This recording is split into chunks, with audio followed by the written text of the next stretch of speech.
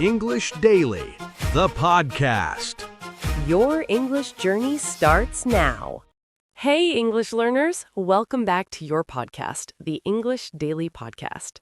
Yes, we're so happy to have you here today. Today's episode is all about micro-preferences in hospitality and how to use advanced English for personalized service. That's right. This is such an interesting topic because it's changing how luxury hotels and premium service providers think about customer experience. So, whether you're a beginner or already speaking well, you'll find something useful here. We're going to learn lots of practical vocabulary that you can use in real situations. Let's dive right in. Anna, can we start by explaining what micro-preferences actually are? I feel like this term is becoming really popular in the hospitality industry. Great question, Jack. So, micro-preferences are those tiny, often invisible details that make a guest's stay feel truly personalized. They're not the big things like room type or check-in time. They're the little details that show you really understand the guest as an individual. Oh, I see. So instead of just asking, "Would you like a wake-up call?" you'd say, "I know you prefer morning coffee at 6:30 a.m., so I've arranged for fresh coffee to be ready in your room at that time." Exactly. You've got it. And the reason they're so powerful is that they make guests feel seen and understood. It's like the difference between being treated as a room number versus being treated as a person with unique preferences. That makes so much sense. But how do hotels actually discover these micro-preferences? I mean, guests don't usually walk in and say, "Oh, by the way, I like my pillows a certain way." That's the interesting part, Jack. There are actually several ways. First, it's through observation, staff who are trained to notice patterns, like if a guest always asks for extra towels in the morning, or if they never use the coffee machine but always order tea. Right. And I imagine it's also through conversation, building rapport and asking the right questions in a natural way. Absolutely. And that's where CRM systems come in, customer relationship management. But we'll talk more about that later. The key is that these micro preferences are then recorded and used to anticipate the guest's needs before they even ask. You know, I'm thinking about a hotel I stayed at in Tokyo last year. I never told them I was allergic to certain fragrances, but they must have noticed because every time I entered the lobby, it smelled different, like they had adjusted it for me. Oh, wow, that's amazing. See, that's a perfect example of micro preferences in action. They probably noticed that you tended to sneeze or cough in certain areas, or maybe you mentioned it casually in conversation, and they took action. It really made me feel special, honestly. I ended up staying there for 3 weeks and telling all my friends about that experience. And that's exactly why micro preferences matter so much. They create those word of mouth moments and loyal customers who keep coming back. Jack, let's get more specific. What are some examples of micro preferences that hotels track these days? Well, one of the most common categories is bedding preferences. Some guests like firm mattresses, others like soft ones. Some prefer multiple pillows, others only want one. And then there are the more specific things like pillow type, down pillows versus synthetic, or the thickness of the duvet. Oh my goodness, I didn't even know there were so many options until I started learning about this industry. I remember reading about a hotel chain that actually asks guests about their sleep profile. Things like whether they sleep hot or cold, if they like complete darkness or a little light, even what temperature they prefer the room to be. That's incredible. A sleep profile? I've never heard of that. So it's like they're creating a complete picture of how you sleep best. Exactly. And it's not just about the bed itself, it's about the entire sleep environment. For example, some guests are light sleepers and need complete silence, so hotels will put them away from elevators or ice machines. Others like a little background noise, so they might prefer rooms facing the street. That's really thoughtful. What about morning routines? Do hotels track those too? They do. This is where it gets really interesting. Some guests like to wake up slowly. They want the curtains to open gradually with soft lighting. Others want the blinds to stay closed until they pull them open themselves. And then there's the whole morning beverage situation. Some people need their coffee immediately upon waking, while others prefer to shower first. I'm definitely the coffee first type. If I don't have coffee within 5 minutes of waking up, I'm not a pleasant person to be around. That's a great micro preference right there. Hotels would definitely want to know that about you, Jack. Guest prefers coffee ready within 5 minutes of wake up call. Very important information. Right? And I think what impresses me most is when hotels remember these details across multiple stays. Like, I stayed at a boutique hotel in London 3 times over 2 years, and by the third visit, they had my entire room set up exactly how I like it. The mattress firmness, the pillow arrangement, even the specific brand of toiletries I prefer. That's the magic of micro preferences. It shows that they're not just collecting data, they're actually using it to create a consistent, personalized experience. And that level of attention makes guests feel truly valued. Anna, I want to talk about something that I think is really fascinating. The concept of digital detox stays and how micro-preferences apply to that. Oh, this is such a relevant topic. So many guests these days are looking to disconnect from technology, and hotels are responding by creating these entire experiences around digital wellness. Right. And it's not just about saying no phones allowed. It's about understanding each guest's relationship with technology and creating the right environment for them. Exactly. Some guests want a complete digital detox. They want their phone taken away, no Wi-Fi in the room, maybe even a physical newspaper delivered instead of news apps. Other guests just want to limit their screen time in the evenings, but still need connectivity for work during the day. How do hotels figure out which type of guest someone is?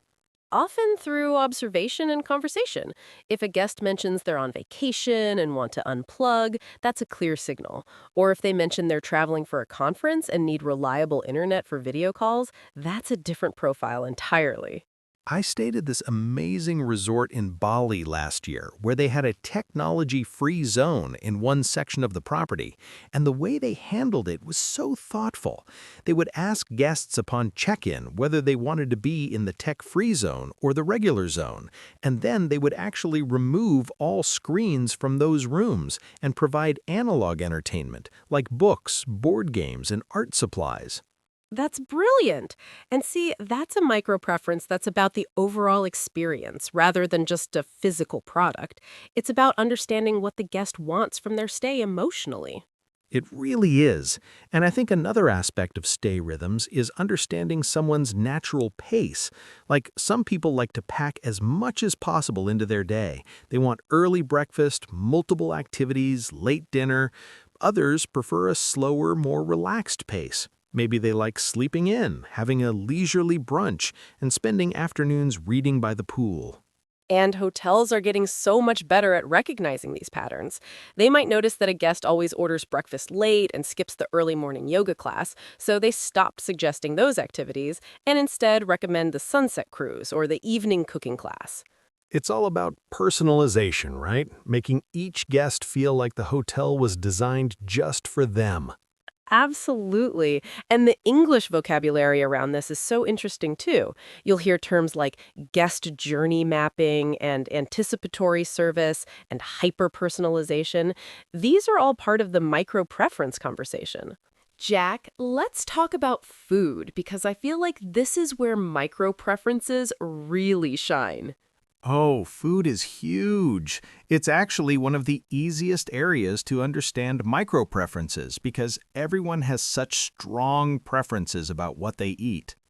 Definitely. And it's not just about allergies or dietary restrictions like being vegan or gluten-free. It's way more nuanced than that. Right. Like, I have a friend who doesn't have any dietary restrictions, but she absolutely cannot stand the texture of mushrooms. Not allergic, she just hates how they feel in her mouth. And hotels that really understand micro-preferences will note that and make sure her dishes don't contain mushrooms, even if they're not listed as an allergy. That's a perfect example. Or even simpler things. Some guests prefer their eggs scrambled, others only want them poached. Some like their coffee with oat milk, others with almond milk. These seem like small details, but they add up to a feeling of being truly cared for. What about beverages? Are there micro preferences in drinks? Oh, yes, this is a big one. Some guests like their water at room temperature. Others want it ice cold. Some like lemon in their water, others don't. And when it comes to alcohol, some guests prefer a specific brand of whiskey, or they like their wine a particular temperature, or they have a favorite cocktail that they order every evening. I'm thinking about a hotel I stayed at in Singapore where the bartender remembered that I liked my Singapore sling with less sugar and extra ginger. I was only there for 3 nights, but by the last night, they had it perfect without me even having to ask. See? That's the power of observation. And that's also a great example of what we call anticipatory service, when the staff anticipate your needs before you voice them. It's funny because I almost didn't mention it the first night. It was such a small thing, but they noticed and remembered anyway. And that's exactly what makes these experiences memorable. The guest feels seen and understood. And suddenly, they're not just a customer, they're a person with preferences that matter. What about breakfast? I feel like breakfast is such an important meal, and hotels have so many options these days. Buffet, à la carte, room service. How do micro preferences apply there? Breakfast is actually a goldmine for micro preferences. Some guests love the variety of a big buffet. They want to try everything. Others find buffets overwhelming and just want a simple a la carte order. Some like to eat quickly and get on with their day. Others want to linger with multiple courses and lots of coffee. And I imagine the timing matters too? Absolutely. Some guests are early birds who want breakfast at 6 a.m. Others don't even think about food until 10 or 11. Hotels that really understand this will not only note these preferences, but also recommend restaurants or experiences that match the guest's natural rhythm. Anna, let's get a bit more technical. How do hotels actually store and use all this information about micro preferences? I imagine they have some kind of system. Great question, Jack. This is where CRM comes in, Customer Relationship Management.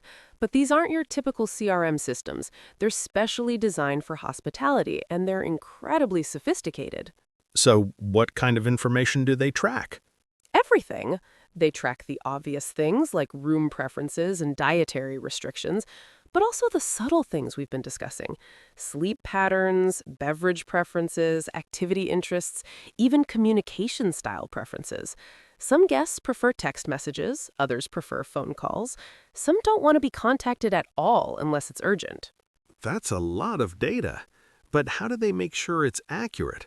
I mean, people's preferences change over time, right? That's such a good point, Jack. The best systems are always learning and updating. After each stay, there's usually a feedback mechanism, either a survey or a follow-up call, and that information updates the guest profile. Also, staff are trained to observe and note any changes during the stay. What about privacy concerns? I mean, this feels like a lot of personal information to be storing. You're absolutely right to think about that.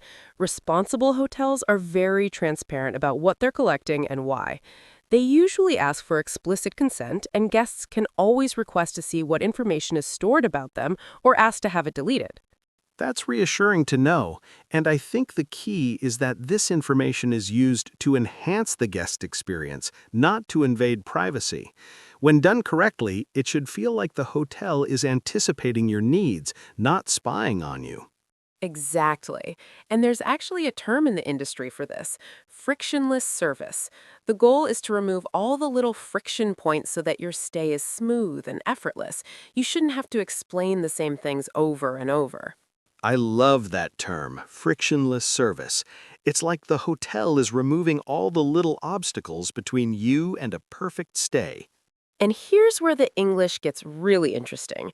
In the hospitality industry, you'll hear terms like guest intelligence, profile enrichment, preference capture, and service recovery.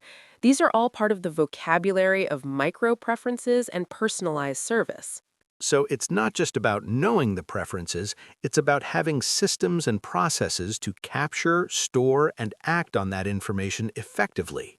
Exactly. And that's what separates good service from truly exceptional service. Anyone can say they offer personalized service, but it takes real infrastructure and commitment to deliver it consistently. Anna, let's wrap up the main conversation by talking about the emotional impact of all this. Why does it matter so much? Why do these micro preferences create such strong feelings in guests? That's a really deep question, Jack. I think it comes down to a fundamental human need. We all want to feel seen and understood. When someone remembers the small details about us, it sends a powerful message. You matter. You are not just another anonymous guest. That's beautifully said. And I think it also creates a sense of trust, right? If a hotel pays attention to these small details, you trust that they'll get the big things right too. Absolutely. It's a signal of quality and care. And you know what's interesting? The guests often don't consciously notice these micro preferences. They just have a feeling that the stay was special. But when you ask them why, they can't always articulate it. That's the magic of it. It's like the opposite of when something goes wrong. You definitely notice the bad stuff, but the good stuff just feels like normal. That's so true. And that's why hotels have to be so careful. One bad experience can override 100 good ones. But conversely, one truly exceptional micro-preference moment can create a lifelong customer. Do you have any examples of really creative micro preferences that you've heard about? Oh, I have one. I read about a hotel that noticed a guest always brought their own specific brand of yoga mat when they traveled. So the next time that guest booked, the hotel had already purchased the same yoga mat and had it waiting in the room. Can you imagine how that felt? That's incredible. And it probably didn't cost them much at all, maybe $50, but the impact on the guest must have been enormous.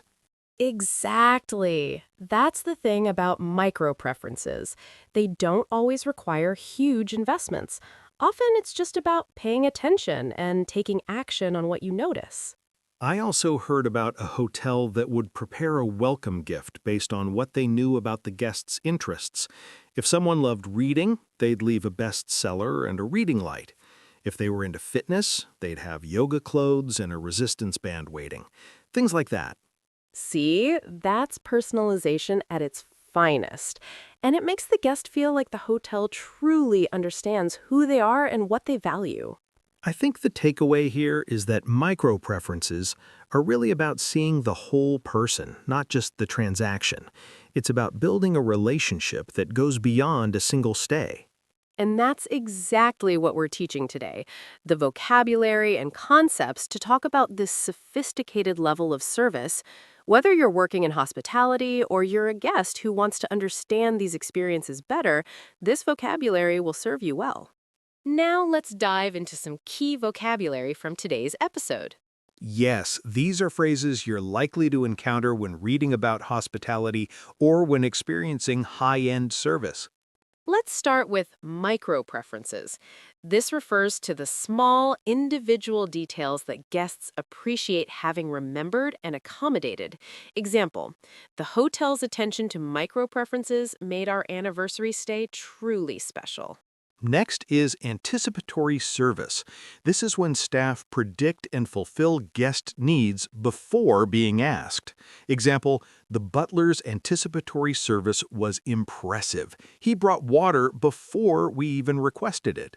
Here's frictionless. It describes an experience without obstacles or difficulties. Example, the check-in process was completely frictionless. They had everything ready before we arrived. Guest journey mapping is the process of analyzing and improving every touch point in a guest's experience. Example, the hotel conducted guest journey mapping to identify opportunities for personalization. I'm impressed by profile enrichment. This refers to continuously adding information to a guest's profile over time. Example, each stay contributes to profile enrichment, making future visits even more personalized. Service recovery is how a hotel handles problems to restore guest satisfaction. Example, the service recovery was excellent. They turned a negative situation into a positive one. CRM stands for Customer Relationship Management, the systems used to track guest information. Example, the hotel CRM system contains detailed preferences from over 50,000 guests. Personalization means tailoring service to individual needs. Example, the level of personalization at this resort is unmatched. They remember every detail. Guest intelligence is the insights gathered about guest preferences and behaviors. Example, advances in guest intelligence allow hotels to predict preferences with amazing accuracy. Touch point refers to any moment when a guest interacts with the hotel. Example, every touch point is an opportunity to create a memorable impression. Preference capture is the act of collecting guest preference information. Example, preference capture begins at the booking stage and continues throughout the stay. Upselling is offering premium services or upgrades. Example, the front desk staff are trained to upsell based on guest preferences, not just push expensive packages. White glove service describes exceptional, attentive service. Example, the concierge provided white glove service throughout our entire visit. Bespoke means made to order or customized. Example, the experience was completely bespoke, tailored exactly to our interests. Personal touch is a small detail that adds warmth. Example, the handwritten welcome note was a lovely personal touch. Stay rhythm refers to a guest's preferred pace and pattern during their stay. Example, some guests have an early morning stay rhythm, while others prefer a relaxed schedule. Digital detox is a period of time without technology. Example, the resort offers dedicated zones for digital detox experiences. Luxury positioning is how a hotel presents itself in the premium market. Example, their luxury positioning relies heavily on personalized service and attention to detail. Memorable experience is a stay that creates lasting positive memories. Example, creating memorable experiences is the ultimate goal of hospitality. And finally, loyalty program rewards returning guests. Example, the loyalty program offers exclusive benefits based on your preferences and stay history. Now it's time for some reflection questions to help you practice what we've learned today. Take a moment to think about these and maybe even write down your answers. First question, what micro preferences would you want a hotel to remember about you? Think about bedding, food, beverages, or any small details that would make your stay more comfortable. Question 2. Have you ever experienced exceptional personalized service at a hotel or restaurant? What did they do that made you feel special? Question 3. How do you think hotels balance collecting guest information with respecting privacy? What boundaries would you set? Question 4. Can you think of an industry besides hospitality where micro-preferences might be important? Maybe airlines, restaurants, or retail? Question 5. If you worked in hospitality, what would be the most challenging part of capturing and acting on micro preferences? What skills would you need? Question 6. How do you think digital technology has changed the way hotels can personalize service? What are the advantages and disadvantages? Question 7. What's more important to you? The big elements of a hotel, like location and amenities, or the small personal touches? Why? Question 8. If you could create the perfect hotel experience based on your preferences, what 3 things would you include that might be considered micro-preferences? Question 9. How do you think the concept of micro preferences might evolve in the next 10 years? What new technologies might be involved? Question 10, and finally, think about a time when a service provider forgot or ignored your preferences. How did it make you feel, and what could they have done differently? Great job working through those questions. Reflecting on these topics will help you remember the vocabulary and concepts we covered today. And remember, these questions are also great conversation starters if you want to practice speaking with a partner or friend. Well, that's all for today's episode, everyone. We hope you learned something valuable about micro-preferences and personalized service in hospitality. These concepts are not just for hotel workers, they're useful for anyone who wants to understand what makes service truly exceptional. And more importantly, they give you the vocabulary to talk about these experiences in English, whether you're reading articles, watching videos, or experiencing them firsthand.